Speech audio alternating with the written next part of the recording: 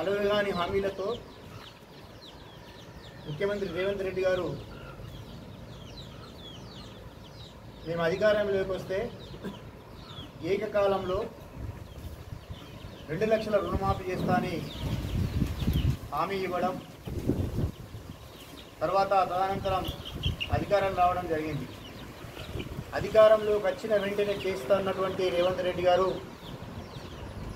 అధికారం వచ్చి 7 నెలలు గడిచినా ఇప్పుడు అనేక కొర్రీలు పెట్టి అనేక నిబంధనలు పెట్టి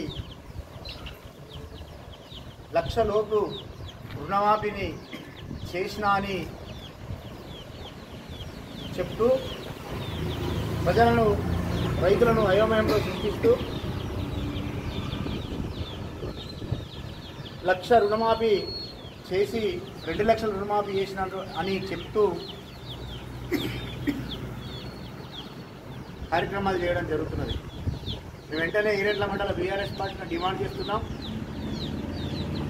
ఎన్నికల్లో ఇచ్చినటువంటి హామీ ఏదైతే ఉందో అధికారంలోకి రాగానే బేషరతుగా 2 లక్షల రుణమాఫీ ఏకకాలంలో చేస్తానని గౌరవ ముఖ్యమంత్రి రేవంత్ రెడ్డి గారే స్వయంగా చెప్పడం జరిగింది. అంతకు మించి ఎంపీ ఎన్నికల్లో యాదాద్రి సాక్షిగా, వేములవాడ సాక్షిగా, ఏ గుడికో ఆ గుడికి దేవుని సాక్షిగా నేను వెంటనే రుణమాఫీ చేస్తానని చెప్పడం జరిగింది. రుణమాఫీని 2 లక్షలు చేయకపోగా అన్న ఎరిగి రైతులకు రైతు బంధు సహాయం చేయడం జరిగింది. సహాయం చేసినటువంటి రైతు బంధును ముఖ్యమంత్రి అధికారంలోకి వచ్చినట్టు తర్వాత రేవంత్ రెడ్డి గారు ఇప్పుడు దాన్ని ఊసెత్తకుండా రైతులకు రైతు బంధును ఇవ్వకుండా ఆ రైతు బంధు నిధులనే ఇప్పుడు రైతు రుణమాఫీ కింద కన్వర్ట్ చేసి రైతులకు అర్థం కాకుండా అయోమయంలో గురి చేయడం జరుగుతున్నది. రైతుల తరఫున మేము డిమాండ్ చేస్తూ ఉన్నాం.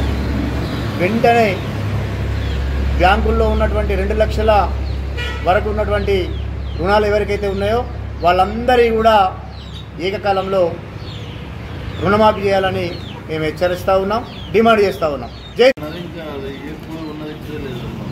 ఎన్నికల్లో అధికారంలోకి రాగానే ఇప్పుడైతే కేసీఆర్ గారు రైతు బంధు పథకం కింద 10,000 రూపాయలు ఇస్తున్నారు. అదే కాంగ్రెస్ పార్టీ అధికారంలోకి రాగానే 15,000 రూపాయలు ఇస్తా అని అప్పుడు హామీ ఇవ్వడం జరిగింది. మేము డిమాండ్ చేస్తూ ఉన్నాం రైతుల తరఫున వెంటనే మీరు ఇస్తా అన్నటువంటి రైతు బంధు ఏదైతే ఉందో 15,000 రూపాయలు చొప్పున ప్రతి రైతుకు ఎకరానికి ఎలాంటి నిబంధనలు లేకుండా ఇవ్వాలని మేము డిమాండ్ చేస్తూ ఉన్నాం. జై తెలంగాణ. జై